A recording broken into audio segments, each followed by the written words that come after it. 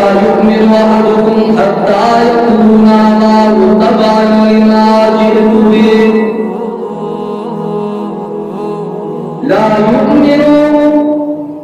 أحدكم حتى يكون هواه تبعا لما جئت به سرکار دو عالم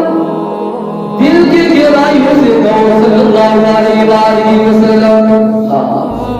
عشق کا ثبوت دیجیے نا بھائی دل کے گہرائیوں سے کہو صلی اللہ علیہ وآلہ وسلم نے فرمایا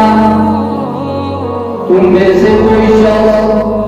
اس وقت تک کامل اور مکمل مومن نہیں ہو سکتا جب تک کہ وہ اپنی زندگی اس دین کے مطابق نہ کر لے جس دین کو میں محمد لے کر کے آیا ہوں لا يؤمن أحدكم حتى يكون هواه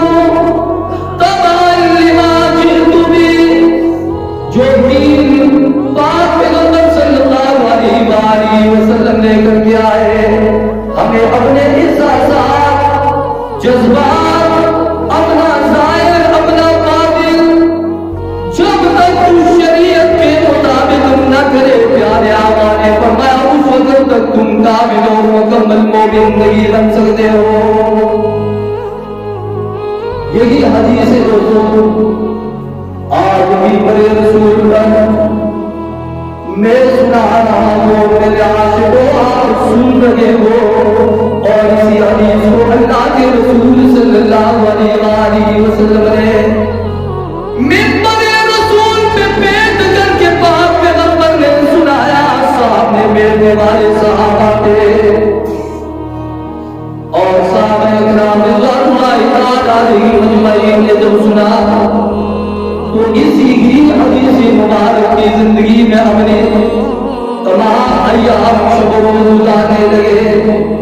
وہ مقدس جماعت اللہ کے رسول صلی اللہ علیہ وآلہ وسلم کی وہ مقدس جماعت جو آسمان کے نیچے